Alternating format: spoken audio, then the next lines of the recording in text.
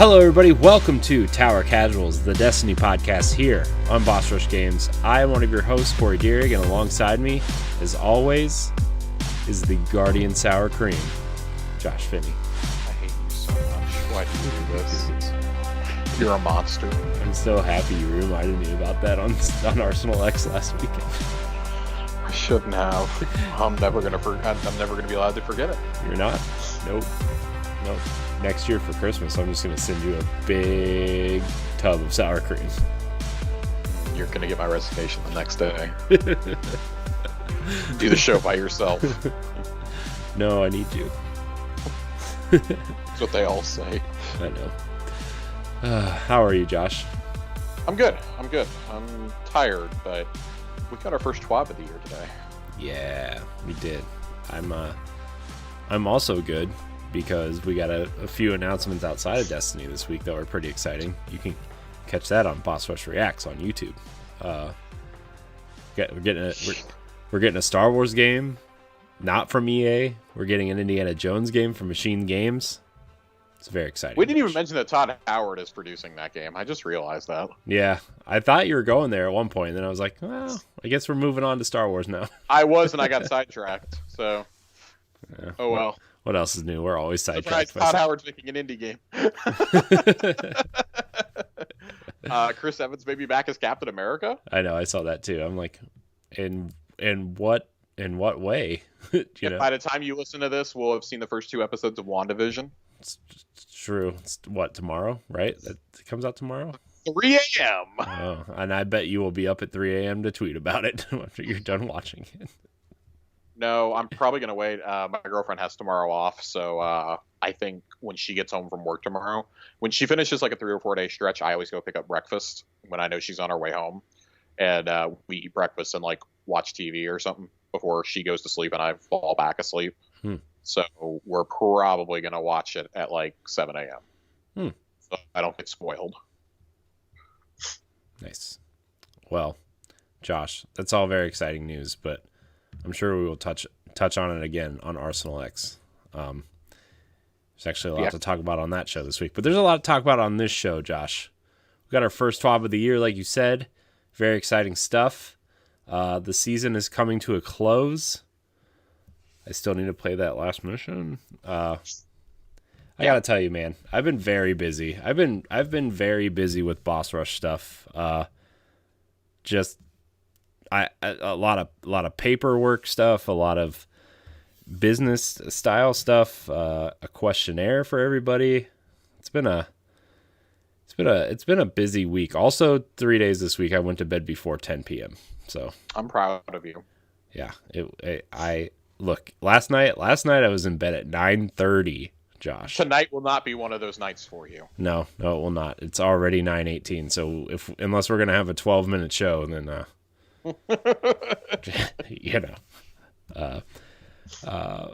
but yeah, Josh, man, it's been a hell of a week. Yeah, it's been exhausting, just all across the board.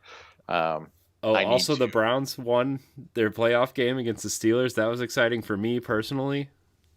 You should watch the video version of Arsenal X from this past weekend to see Corey's live reactions.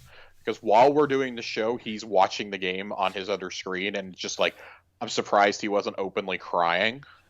Yeah, I was definitely making some awkward hand motions and movements and stuff that probably shouldn't have been recorded, but they're there. So, yeah, a lot of this. Yeah, a lot of this. So I look like one of those. Very happy. He was very happy. Everyone looked like one of those like air things that try to sell cars to you, like, woo, you know what I mean? I forget what they're called. But Corey's hoping they sell him a championship. No, dude, I'm just happy we got to the playoffs and we won a playoff game. Okay. Although ESPN did say that whoever wins this game will win the Super Bowl. I think that was his nice way of saying the Chiefs are going to win the Super Bowl again. Yeah, I'm like, I don't know about that. Because we still, like, even if we do miraculously beat the Chiefs, we still have to play the winner of the Ravens-Bills game. And then if you miraculously win that, you still probably have to play the Packers. Yeah. So, GG's. Yeah.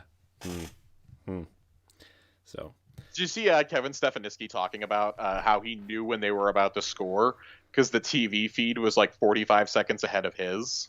Yeah. So he heard his kids like going nuts upstairs. Yeah. And then he'd see it later on. So he was like, I already knew to feel good. I got to tell you, man, that coach, hell of a job turning the Browns around this year.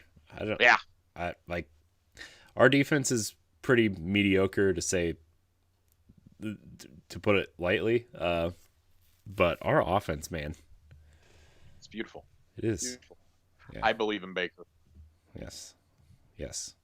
Believe land is what we're calling Cleveland. You guys won a championship with LeBron. You're not hurting that badly anymore. I'm aware. I know. It was nice. Also, the Cavs pretty mediocre. By the way, I did tweet at the Cavs and said, "Look, it's going to be at least one more week before I care if you guys are mediocre or not." Because I am a Cavs fan, but look, Browns take precedent over the Cavs. Okay. Meanwhile, I was on LAN party last night, like trying not to look at NBA scores while we're live recording, right? Because I didn't want to like scream out loud that the Mavs were finally winning. Speaking of, should probably save it for trash talk, but James Harden going to the Nets. I have so many opinions on that. None of them are good. No, and Cavs got 2 decent players out of that trade somehow, but they needed a third team to split some of it.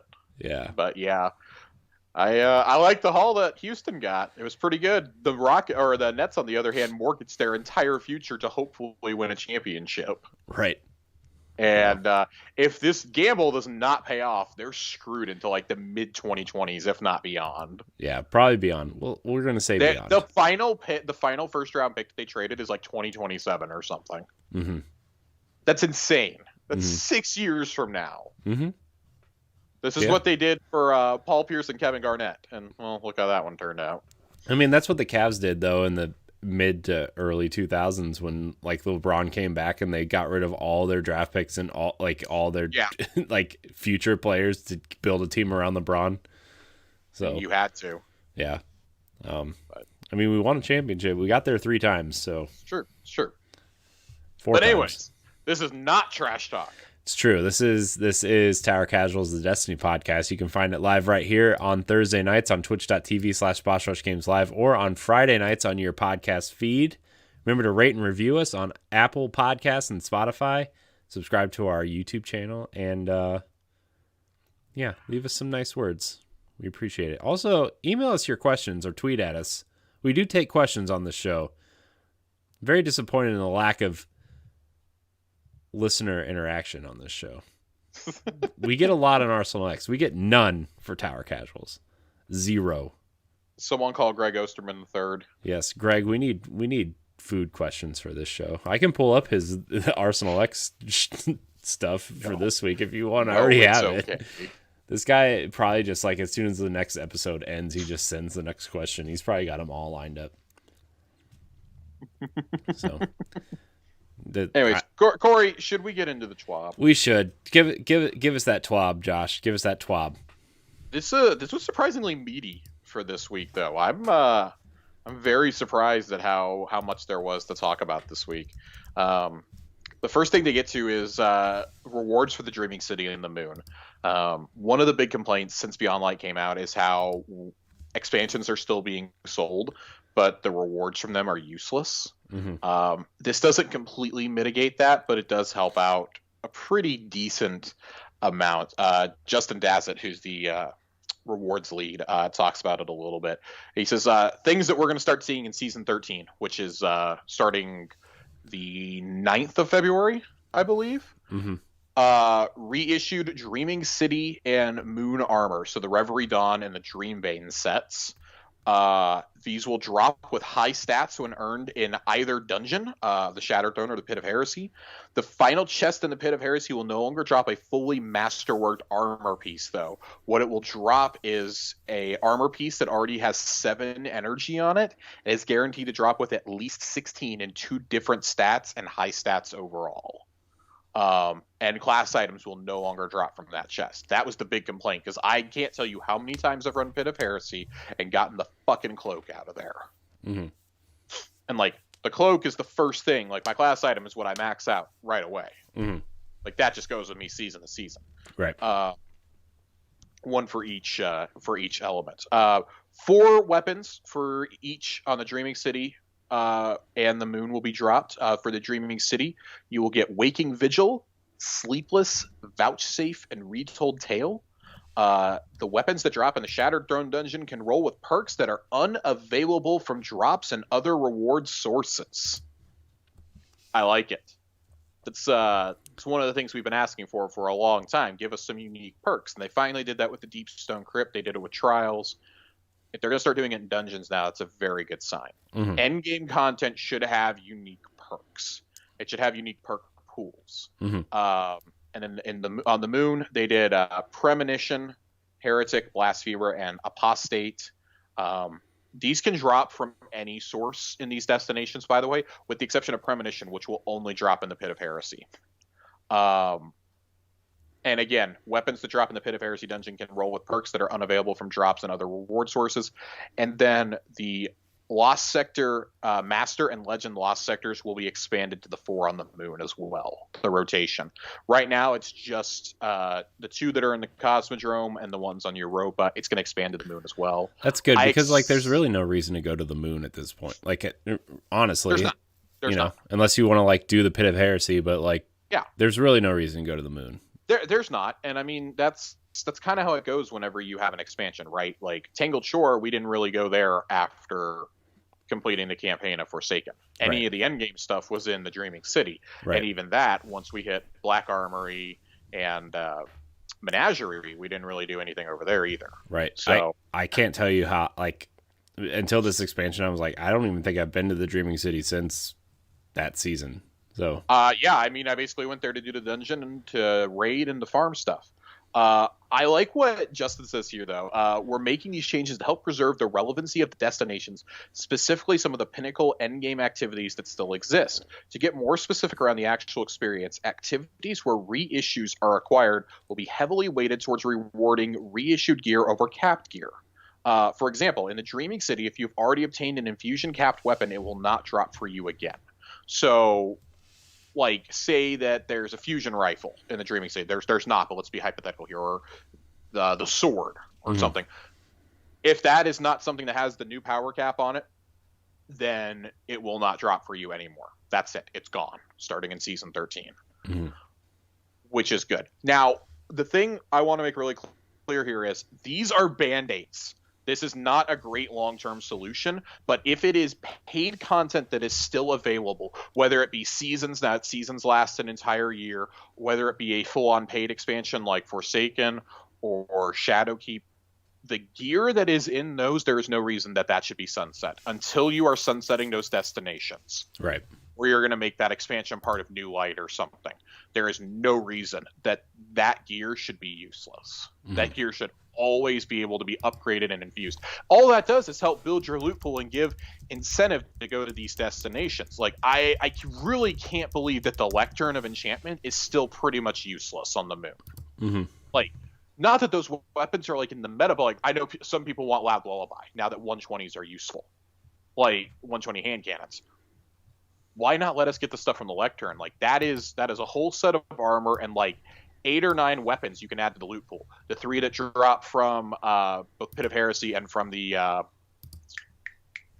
do you call it? The public event out there. The I forget. I know what you're talking about, where like the ogres and stuff come out. Yeah. I forget what that's called. The wave public event. That's just what we're gonna call it. Fuck it.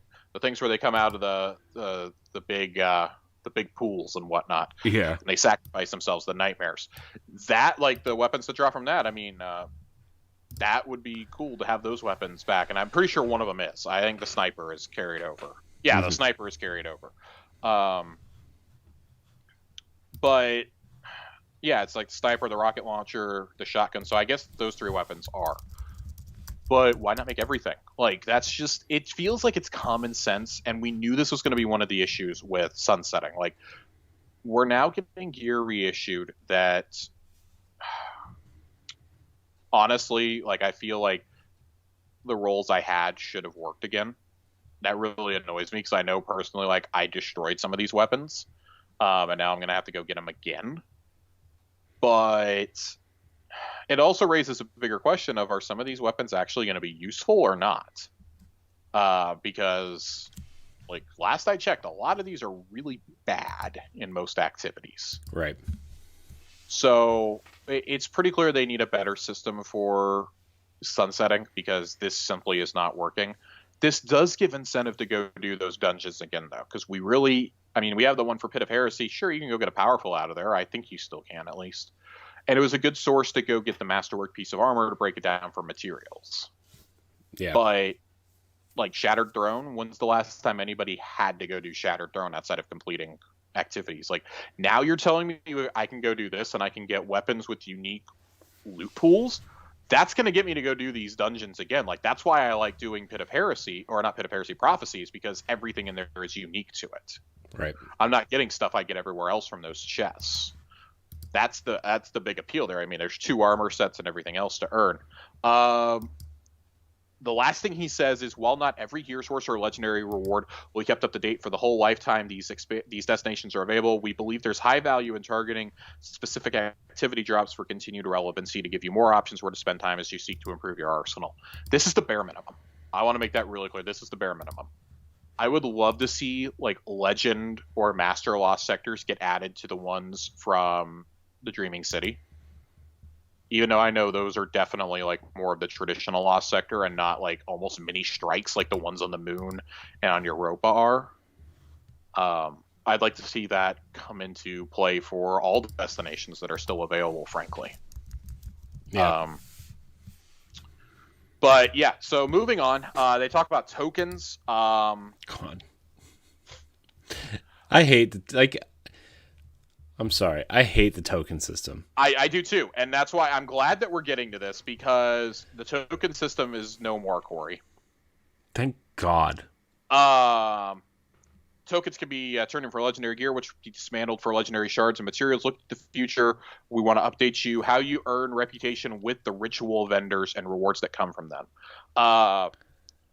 So the first thing they're going to do is add 2 new weapon rewards to each of the 3 playlists. So across Vanguard, Crucible, and Gambit, which is in addition to the ones added in Season of the Hunt. So there's going to be 3 unique weapons for each one of those. So, like, Stars and Shadow, for example, will now be joined by 2 other guns in the Crucible that you can earn. This is good. These are, again, this is stuff that needs to happen. You need to have specific loot pools for specific activities so you can target your grind.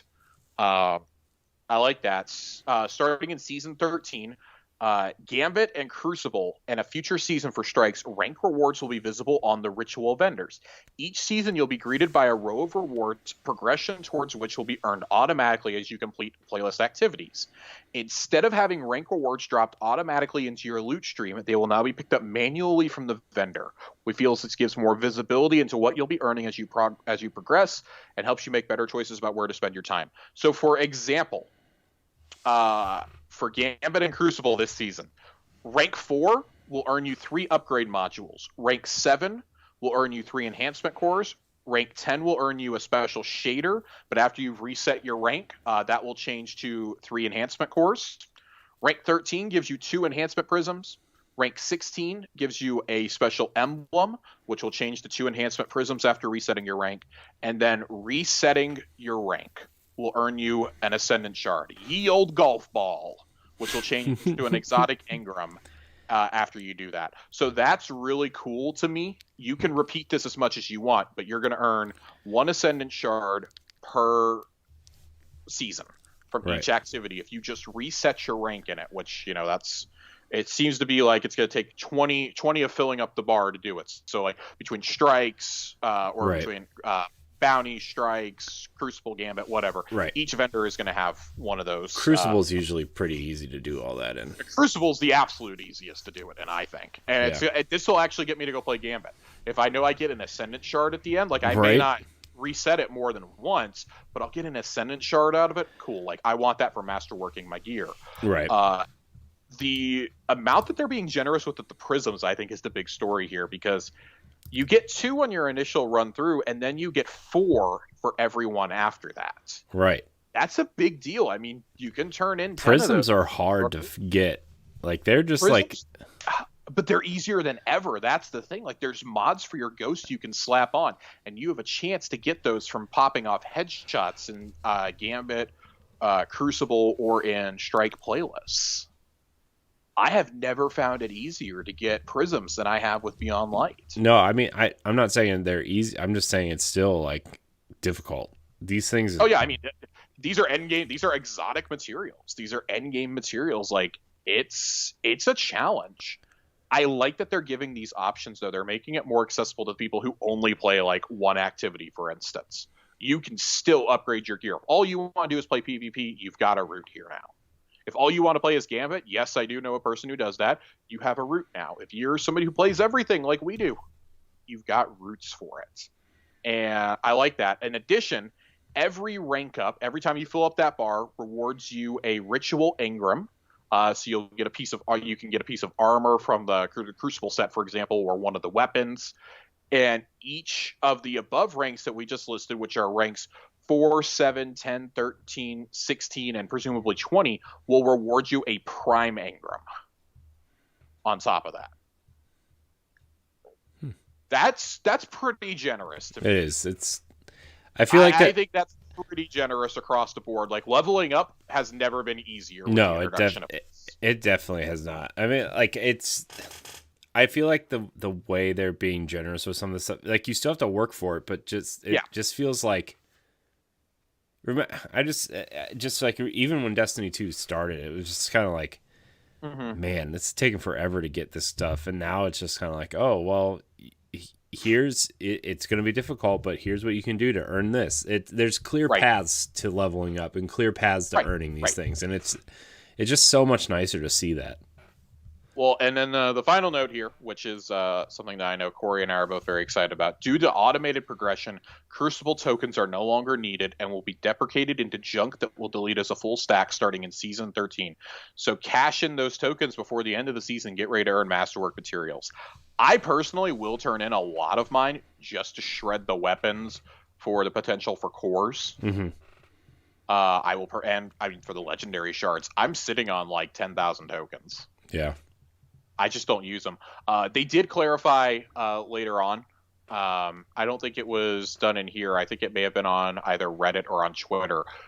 Damage addressed it and said that right now they'll let us know about Crucible tokens when the time comes and they implement that to strikes. And everything else that is token based, you're holding on to those tokens for now because they haven't quite decided how to progress. So they're kind of hinting that something's going to happen with Iron Banner probably as well. Mm-hmm. And I kind of wonder about my Leviathan tokens because I got 100 of those bad boys and I don't want those going away. So now that we're out of rewards, that's kind of like the rewards overview for this week. They're going to have a few more TWABs leading up to the new season. They're going to tackle some new things each season or each week. They talked about nerfing Stasis, specifically the Hunter, Revenant, Shatter Dive. They've reduced the potency of the Shatter Dive plus the Whisper of Fissures against Guardians, which will go live with Tuesday's fix.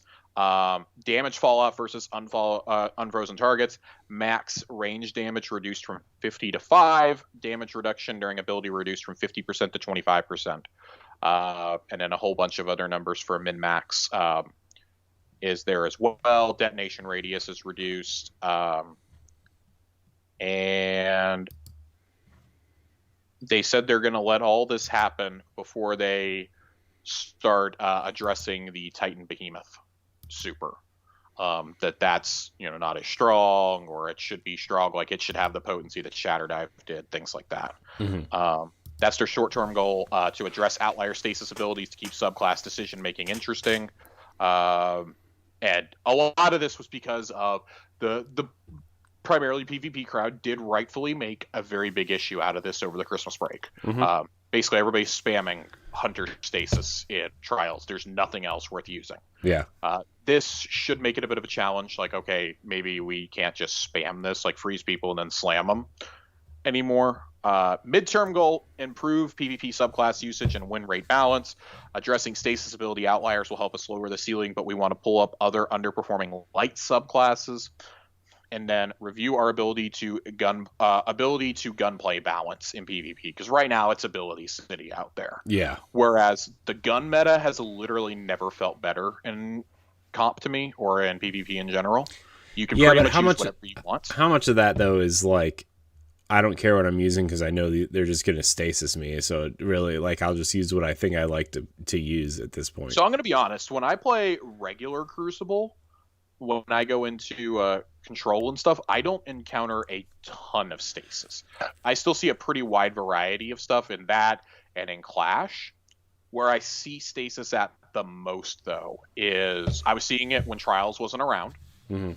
And they would all just hang out as 6 stacks in control with the rest of us. And I see it a lot in Iron Banner. That's where I see a lot of stasis at. I'm excited for the next Iron Banner now because I want to see how this drop-off affects it. And then let's see here. We're still in very early discussions, but we're looking into restoring a better balance where proper gunplay is rewarding in these playlists. That's good. I mean, I think the gunplay needs to be the thing. Like, you're a space wizard, but you shouldn't be able to spam your abilities. Yeah. I think it's been a problem, and they do make note of that. Destiny is a game about both the explosive space magic moments and intrinsically satisfying gunplay. Especially in our 3v3 lists, the usage of abilities has climbed as we introduce more and more ways to quickly charge them. And that's true. I mean, look at how quickly a hunter can get a dodge back. I get mine back in 10 seconds. Right. That's bonkers. Titans could get, shields back super fast. Yeah, I mean, I can't tell you the mods that I put on my Titan to get abilities and stuff back super fast is just like, it's obnoxious. It's stupid. Like, I mean, yeah, that's how I built my Titan, but it's still just stupid. If someone like me can figure it out, people who are like super deep into like really modding their character out to specific, play types is just, it's stupid. Yeah. I mean, like, I run mine specifically with a charge with light build. And I mean, like, I've changed that a little bit as Stasis has come out. That kind of threw a wrinkle into, like, oh shit, well, there's stuff I want to use here now. Not Stasis specific ones, but things to help me get those abilities back quicker that I didn't necessarily care about. Like, I don't care about my melee a lot when I'm running, when I'm not running invisible smoke or my throwing knives. Like, I don't really care about or if it's not the primary throwing knife, the explosive knife, I don't really care about what my melee does. Well, when I run Stasis, I definitely care because it slows down enemies and or freezes and shatters them. Yeah. So I love that. The last thing that we have here in the TWAB this week, God, it's a long freaking TWAB, is the patch notes for next week. Everybody can go take a look at that. There's some stuff. I'm looking to see if there's anything spicy. Probably the biggest thing is the High Settlement mission, which is the final mission of the season, is being fixed. There were issues where people couldn't damage or he wouldn't go to the Ascendant Realm, or you couldn't jump through the portal. That is fixed. Taken Scions were replicating too rapidly in Prophecy Dungeon encounters. Can confirm. I ran it with Nerd Generalist and Colonel Panic a few weeks ago, probably about a month and a half ago now, and that was just a fucking nightmare. We had more problems with the Scions than we did with the final boss. And then this is the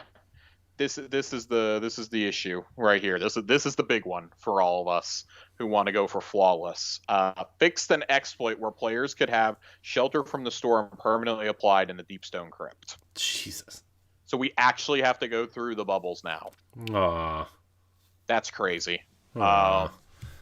Yeah, I was kind of hoping they would just leave it there, but I think they've been like, okay, y'all have had like 2 months of fun with this. It's time for it to go away. Yeah, we should run it one more time. The fun police have come for it. We should run it one more time before they fix the bubbles. I'm very happy that we all got the Sparrow before that got fixed. Yeah. I would love to get flawless before then, but it's just not going to happen. Everybody has to go flawless, and that's nice. It's not going to happen. I've got it down to where literally the only place I die now is the spacewalk. Yeah. But still, it's you got to get all 6 people through there. I would love to get that shader, but it ain't going to happen. Yeah. So those are the big ones. Looking to see if we've got anything else. Here we go. On February 9th, Halo.Bungie.net will be taken offline permanently. So stats, files, and other data from Halo 2 to Halo Reach will no longer be available. Is that because of Microsoft's taking the online stuff down from those games, or is I believe so. But even if that was the case, Halo 2 servers went offline like 10 years ago. Right, but I mean that's all still connected with Halo 3 and ODST and Reach, right? I would say yes. That's what this is. Let's see what that website looks like right now.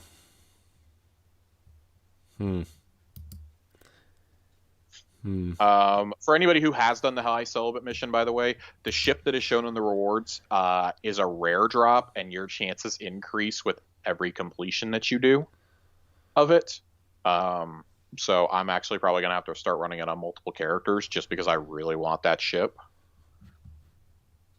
And I think that is it. I think that's it for the TWAB this week. I'm looking to see if they have any note at the end, but I think we've got it all now. There's a Russian community manager now. You missed that very important note. Yeah, I missed it. Definitely missed it. The main thing I had wanted to talk about this week was going to be the PvP issues and the loot issues, and well, they addressed both of them in the TWAB. So, well, it's good though. I mean, it is good. Those are the two big things that were really coming up over the Christmas break. God, the Reddit community is just unbearable right now. When is it not though? At this point, dude, it's even worse than normal. It's just we've now come full circle to where the same people who were saying that Season of Dawn was dog shit when it came out is now the ideal season, and we're like, no, what are you talking about? Like, what are you talking about? I liked it, but I was one of like a dozen people who was okay with it. Like, I think it was great. You had a seasonal activity, you had plenty of lore, you had some story missions with Saint 14. We did the build up to Trials coming back. We had the Corridors of Time. We had some unique exotics. Like, I'm about the only person I think who actually enjoyed it. If every season was like that or Season of Arrivals, I'd be completely happy. Yeah. But, like, not everything's going to be super engaging. Like, this is the season that a game came out. Like, if the next season is bad, then yeah, we need to start holding him the task again. But, man, people you just never please some people. No, you can't. And especially like such a large community like that, it's pretty rough, I think. Yeah.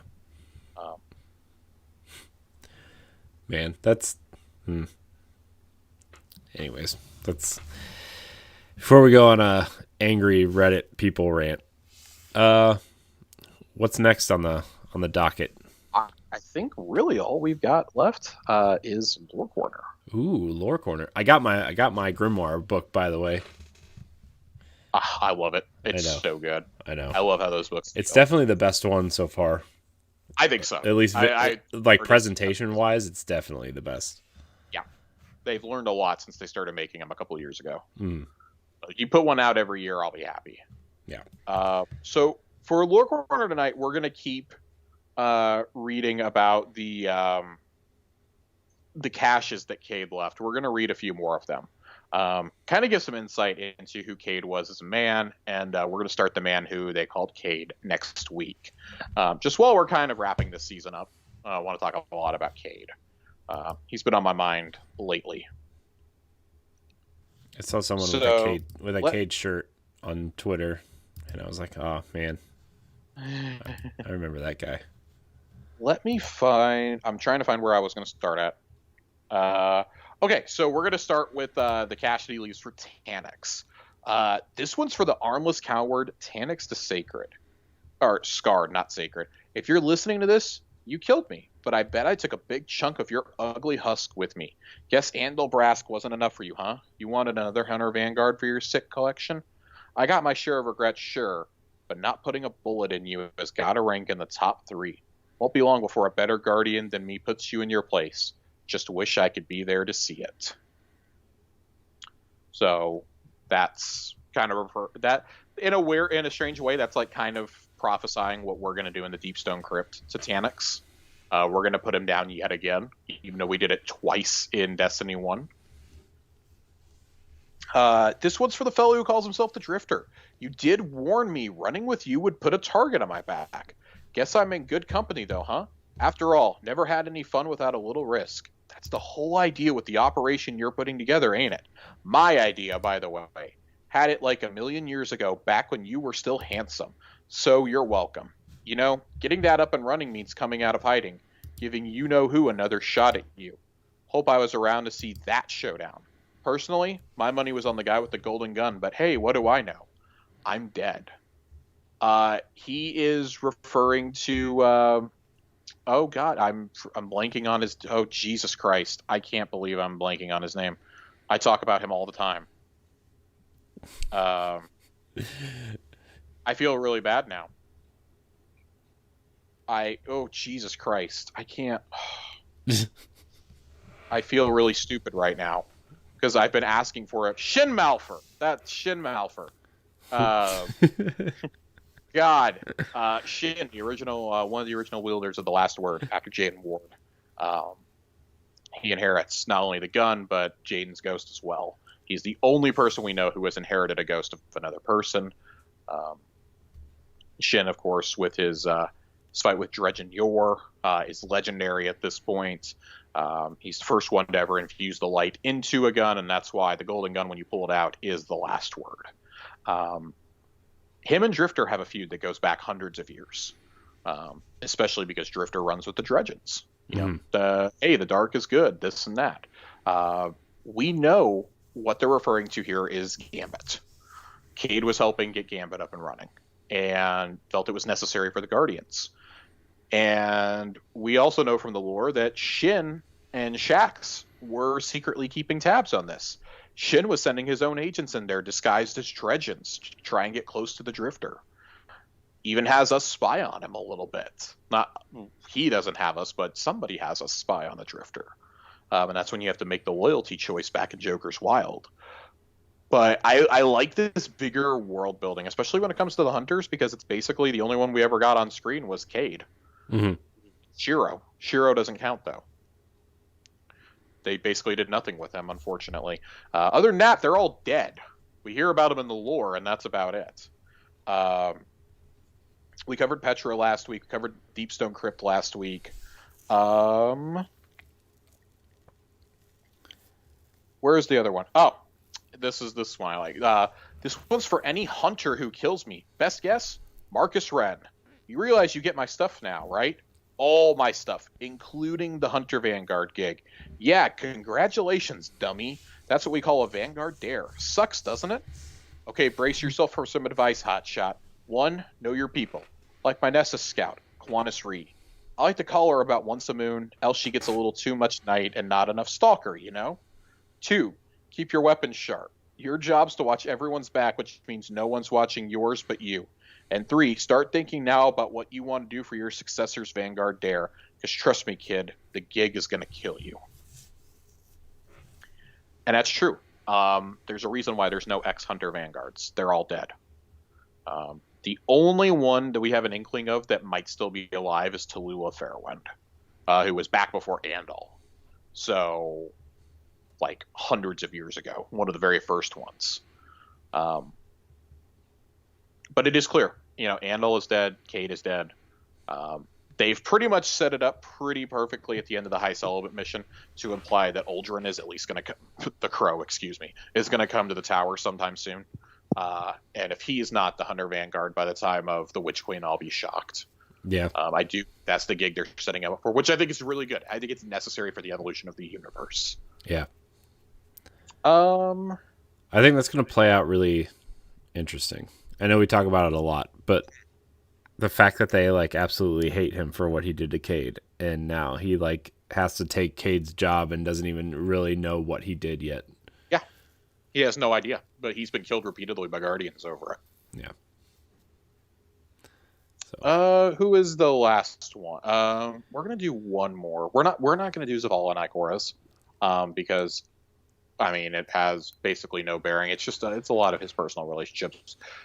This is the last one. It's the last one that you find. It's for the Guardian. This one's for the strong silent type. You, congratulations, buddy. I mean that. Always knew you'd have to do me someday, and if that means you had to do me into, you saved my life on Nessus, so I owed it to you anyways. Take care of the Ace of Spades, will you? I'm not just talking about the maintenance. Banshee can help you with all that. I mean, take care of Ace. Use it well. Oh, hey, and if you found any of those papers from my earlier deployments, burn them. Don't want people poking through the lives of Cayde 0 through 5. So just put it all behind you, okay? Every story has an end, and this is mine.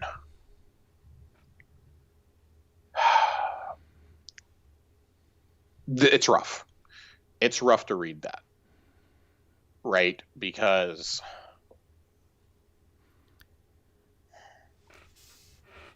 I mean, Ace is his kid, right? Ace is Cade's son. Yeah. He wakes up, when he's resurrected, there's a journal next to him. Mm-hmm. And it's letters he was hypothetically writing to his son. We're going to definitely get into Cade's past next week. We're going to talk about the man who they called Cayde. But one thing I wanted to bring back to everybody's attention, last week we talked about what he wrote to Petra.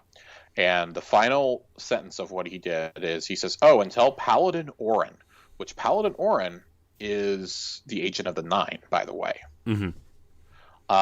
If the sun over Nessus escapes Nebula Cycle, evac labor under dawn, under solstice. If you go ahead and you space all of that out, it spells out, if you take the first letter out of every word, it spells it's on Enceladus. And that's where the theory of the Deepstone Crypt came from, was that, oh shit, we're going to go to Enceladus. That's where it's at. That's got to be where it's at. There's something to the Deepstone Crypt people in this as well. And I think they're holding it. I don't know what they're holding it for, but it's clearly something having to do with the Nine or with the Awoken. I would stay specifically with the Nine. Maybe it's what Mara is off doing. Who knows? Mm-hmm. But I'm very, very curious to know what happens with that. That's one of the more outstanding mysteries, is it's on Enceladus. And that's not even something I would have even realized. Like, this really shows the importance of people who understand this much more than I do.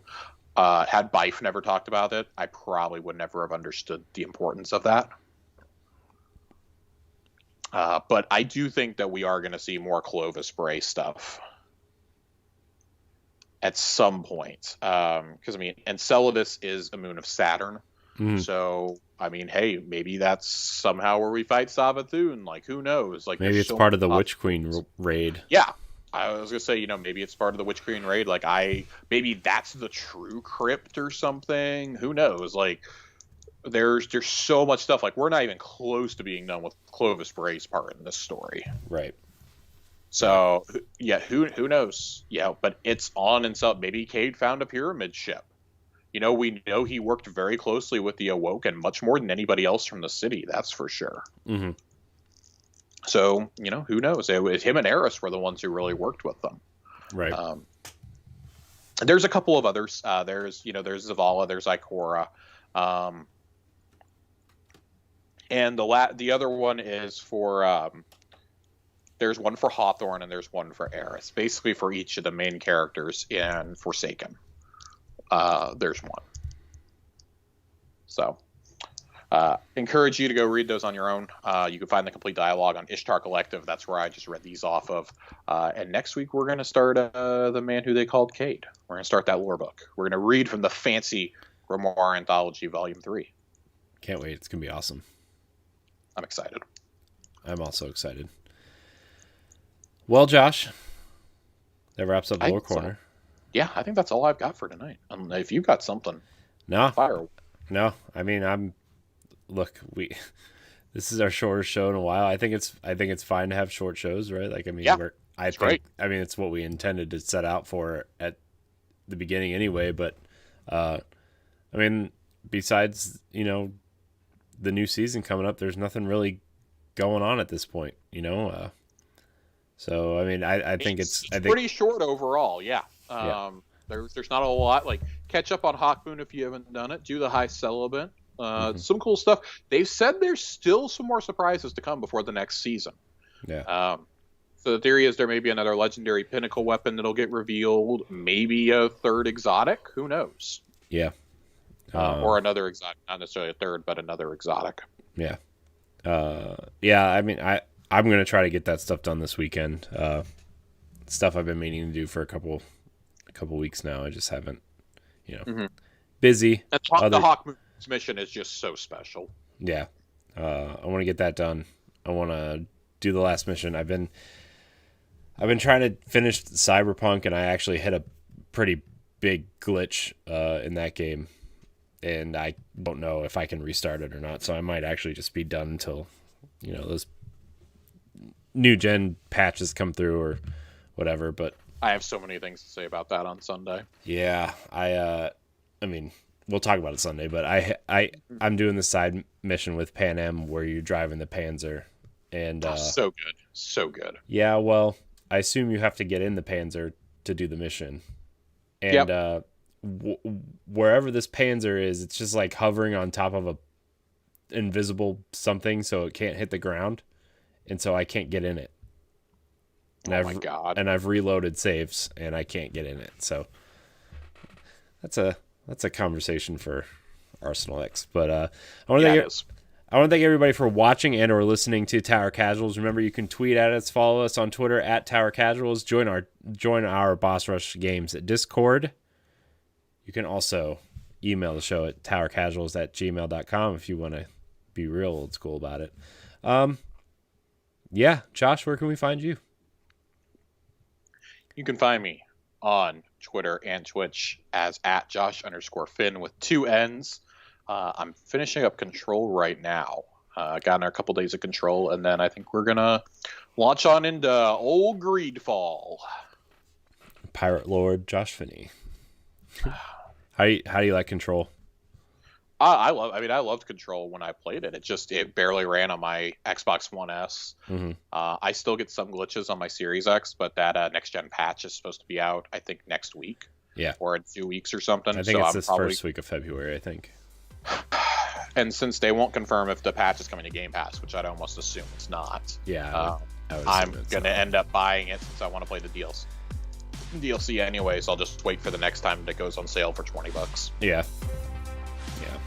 I was thinking the same thing, but yeah, you can find me at IamCorianHD on Twitter and Instagram. You can find us both on Arsenal X, the Xbox podcast, and check out the Boss Rush podcast, which I host also. So, well, thank everybody so much for watching and or listening. Thank you again, Josh, for joining me tonight on this wonderful Thursday evening. And we will see you next week. Goodbye, Guardians. Goodbye now. Goodbye.